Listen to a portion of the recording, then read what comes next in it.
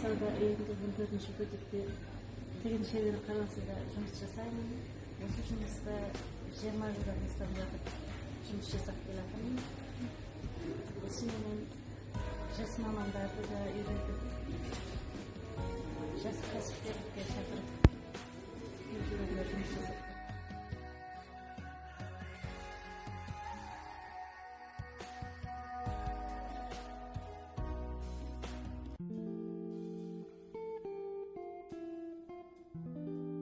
Дамытып алып кетуге болады жұмыстарды. Әркім өзіне байланысты, қазіргі жағдайға байланысты бәріне мүмкіншілік бар. Әр жұмысында алып келген клиенттерменен көңілін тауып, жұмысында жақсы алып бару керек, клиентін жақсы болу үшін халыққа қызмет жасау керек.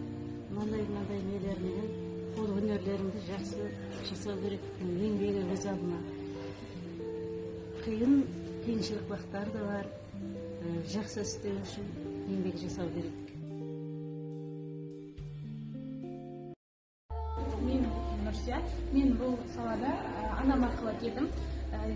Мен кішкентай кезімнен бастап бұл саланың жан-жақты жанында жүргеннен кейін мен бұл нақты барлығын үйретіп келе жатыр анашым. Мен өзім оқудан тыс осы ойын, яғни моншақтаумен айналысам.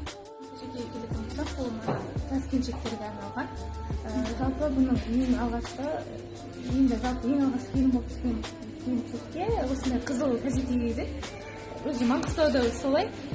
Содан кейін соған сәйкестендіріп, моншақтарын және де шашақтарын сәйкестендіріп.